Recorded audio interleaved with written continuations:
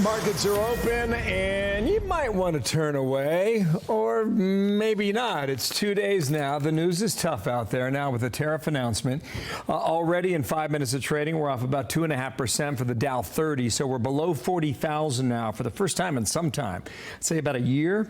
On the broader market, the S&P 500 trading lower about 2.5 percentage points. The NASDAQ is down even more at 3%.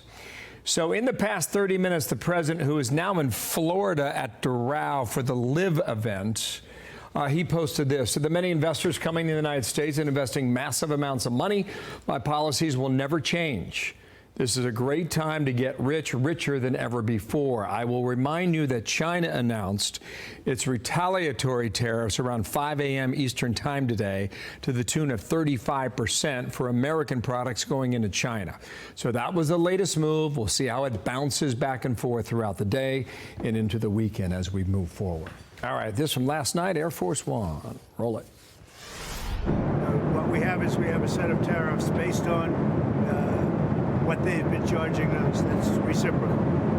And those tariffs have come in, and every country's called us. That's the beauty of what we do. We put ourselves in the driver's seat. President Trump somewhat downplaying the initial market reaction to his tariff plan. He's betting Americans will tolerate the short-term downturn if it means restoring manufacturing here in the U.S.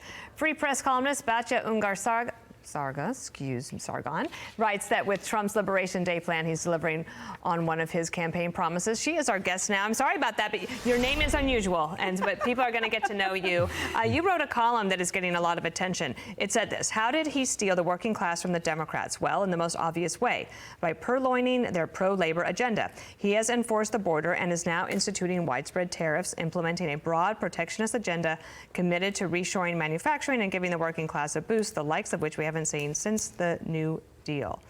Tell me about your column and the reaction to it. Do you know, it's so amazing. This morning on one of the liberal channels, I saw a Democrat congressman, and he was just sitting there saying, I have no idea why President Trump is doing this. They simply cannot understand why he is implementing the tariffs, because the answer is simple. He is choosing Main Street over Wall Street. He has chosen to bet on the American working class instead of on the rich elites. And this is astonishing because for 60 years, presidents on both sides of the aisle have sided with the rich over the hardest working Americans, the American working class. And, you know, I used to have the Trump derangement syndrome. You know, I started out as a lefty, a liberal. I really couldn't understand the draw people had to this president. But over time, I've come to see that he is simply the inheritor of the values that used to define the Democrats, because they used to be the party of labor. Was there a single moment that changed you? So the cracks came a little at a time and then all at once. You know, the first was my rabbi, who's the best person I know, told me that he loved Trump. And I suddenly realized, well, I guess not every person who voted for him is a racist. Then I was doing a lot of reporting from the South on American polarization. And what I found was a lot more united Americans than divided us, even in this moment. It was really the elites who were polarized, but average Americans were very united. And then the kicker was, in 2018, I saw a Yale study. And in this Yale study, it found that there was a difference between how white liberals and white conservatives talk to Black and Hispanic Americans. And here was the difference. White liberals dumb down their vocabulary when they're talking to Black or Hispanic people. How so? And white conservatives don't do that. They use a lower level of vocabulary. It's called presenting lower competence. They use smaller words when they're talking to Blacks and Hispanics than they do when they're talking to white people. This is white liberals. But white conservatives don't do that. And I remember looking at this and thinking, and we, the liberals, call them the racists? This is the most racist thing I ever heard.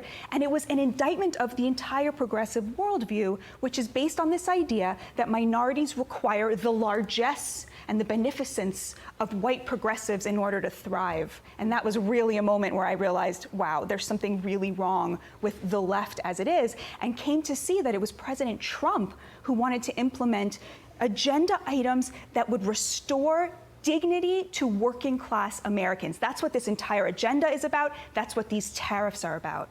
And so do you think that others are coming around to this opinion? Like, obviously you hear feedback from a lot of people. So the response to my Free Press column has been overwhelming. And I actually wanted to ask you, Dana, why do you think that is? Why do you think that this idea of a MAGA lefty is resonating so much with so many conservatives? Well, I don't think it's that surprising, because we are living through a political realignment. And when you go through a realignment, it takes 10 to 15, 20 years for it to happen. And so to me, I think it's just maybe a little bit of the natural order of things, and partly because I don't think it's that presidents didn't care about the working class. I do think a lot of it had to do with identity politics and the woke liberalism, and also trying to take rights away from parents. And that has been a big issue. So anyway, that's my 2 cents. Do you have 2 cents? You need to write a piece for the Free Press. But you wear your MAGA lefty label now with pride. I do. Thanks for sharing. Thanks for being here. Thank you guys so it's much. interesting perspective. Thank you so much. Thanks. Thank you. I'm Steve Doocy. I'm Brian Kilmeade. And I'm Ainsley Earhart. And click here to subscribe to the Fox News YouTube page to catch our hottest interviews and most compelling analysis.